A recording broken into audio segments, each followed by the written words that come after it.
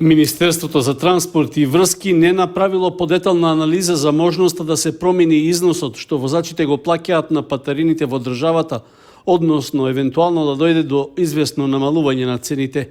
Оттаму признаваат дека во некои држави во регионот износот на патарините се намалува, а во некои и расте. Во земјава во наредниот период сумата што се плаќа за патарина ќе остане на исто ниво. На пресконференција, министерот за транспорт и врски Благој Бачварски оцени дека собирањето на средствата од надоместокот за користење јавни патишта е неопходно за да продолжи изградбата и рехабилитацијата на патната инфраструктура со подобрена динамика. Тоа што во текот на оваа година од патарина се собрани над 48 милиони евра, помогнало да се обезбеди довршувањето на дел од почнатите проекти во сообраќајот и во источниот дел од државата. Патниот правец на превојот Плетвар, кој што го завршивме исто така со вредност на чинење од некаде преку 5 милиони евра. Експресниот пат Штип-Радовиш, кој што оваа година заврши, беше со сума на чинење од 64 милиони евра.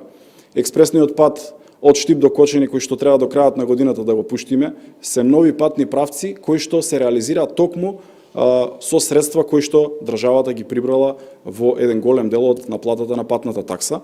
И верувам дека доколку сакаме да имаме и модерни патишта, и безбедни патишта, и да реализираме што е можно повеќе патни правци, а наредната година планот е да отвориме со градба, доколку се склучи договор со компанијата Бехтел, преку 120 километри нови автопатишта. Тоа значи дека државата мора да ја следи динамиката на изградбата на патната инфраструктура, за да можеме и да во регионот бидеме најдобри во делот на патната инфраструктура. Најавата за конечно завршување на втората делница од експресниот пат Кочани-Штип до крајот на оваа година беше дадена уште на почетокот на декември. Според динамиката на градежните работи, може да се очекува дека таа ќе се исполни, со оглед што тие се одвиваат забрзано и се веќе при крај. Според актуелните цени на патарините пак, за патување на релацијата Кочани-Скопје со патничко моторно возило во еден правец треба да се платат 160 денари. Со оглед што на автопатот од Штип до Миладиновци има 3 наплатни станици. Центарот за развој на Источниот плански регион го објави јавниот повик за избор на изведувач на градежните работи, со кои е предвидено да се реализираат инфраструктурни инвестиции за наводнување на земјоделското земјиште во општина Зрновци. Се работи за изградба на Виничка вада во должина од 1370 и Морошка вада долга 850 метри, како и 3 каскади на реката Зрновка за регулација на водата за наводнување на земјоделското земјиште. Предходно за оваа намена општина Зрновци обезбеди 9,5 милиони денари преку програмата за рамномерен регионален развој за тековната година, а за што аплицираше со проектот подобрување на состојбата со каналите за наводнување и одводнување и изградба на каскади на реката Зрновка. Со реализацијата на проектот значително ќе се олесни работата на земјоделците и поефикасно обезбедување динамика и количини вода за наводнување. Исто така ќе се заштитат и асфалтираните патни правци покрај каналите, што се на постојан удар од надојдените излијани води. Тендерската постапка за избор на изведувач, што ја објави Центарот за развој на Источниот регион, веќе тече, а крајниот рок за пријавување на заинтересираните фирми е до 13 јануари идната година. По потпишувањето на договорот со изведувачот кој ќе понуди најповолна цена, тој ќе преземе обврска да ја комплетира изградбата на каскадите во период од 6 месеци.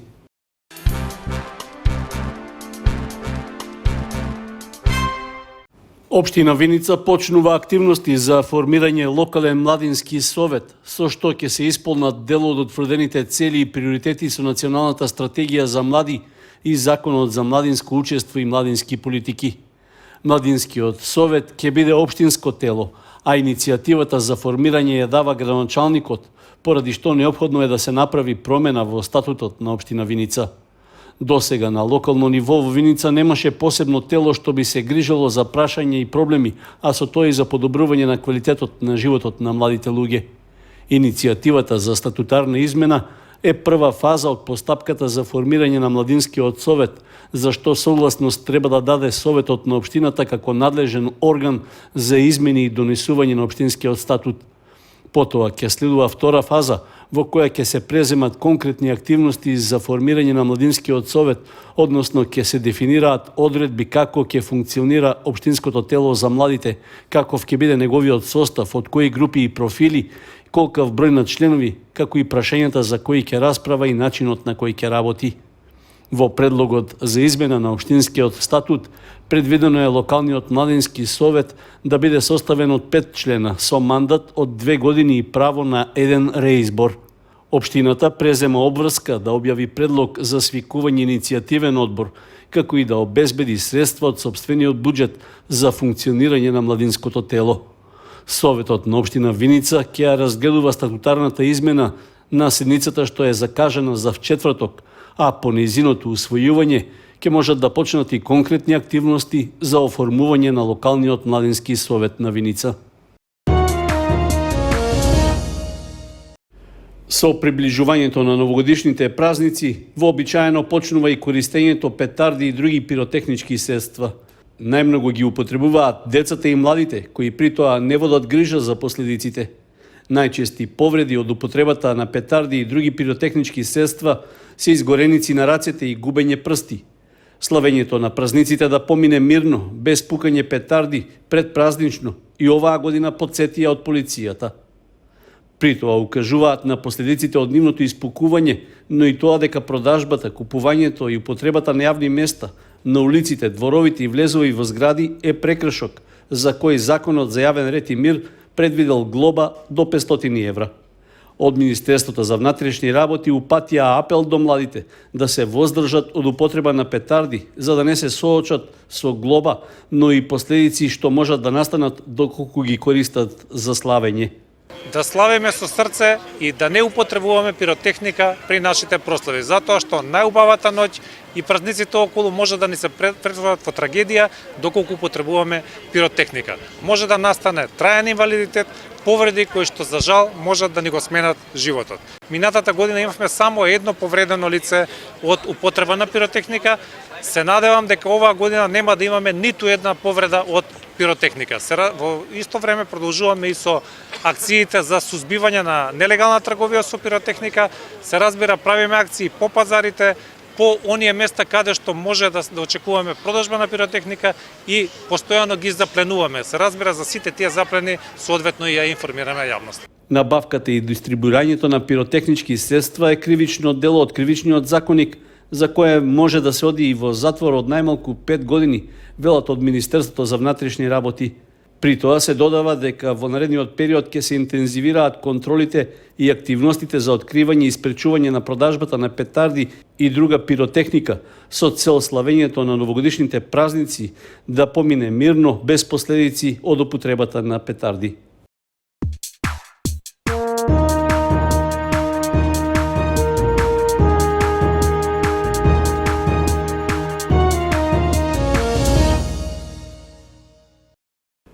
Боречката федерација на Македонија го организираше традиционалниот избор на најдобри спортисти, клубови и спортски работници за 2022 година, а на кои признанија добија и борачите од Кочани. Младиот Столе Ефтимов се закити со признание за најдобар спортист борач за оваа година во категоријата U23, со што уште еднаш се потврди неговиот квалитет и успесите што ги постигна во изминатиот период. Уште на почетокот на годината на државното изборно првенство за сениори што се одржа во Радовиш, тој го освои првото место и влезе во репрезентацијата на Македонија за учество на Европското првенство што се одржа во Унгарија. Во јуни пак на овогодишниот меѓународен турнир Македонски бисер во категоријата до 97 килограми Ефтимов го освои второто место. На изборот за најдобри спортисти, клубови и спортски работници што го организираше Боречката федерација во Скопје, признание доби и боречкиот клуб Спартак за придонес во борењето. Тоа е повеќе од заслужено со оглед што во текот на годината што изминува, Кочанскиот клуб беше домакин на подготовките на македонските репрезентативци, а по подолг период борењето во Кочани повторно заживеа. Гоце Ангелов пак, кој е дел од Кочанскиот боречки клуб, доби признание за особен придонес во развојот на борењето како меѓународен судија од трета категорија.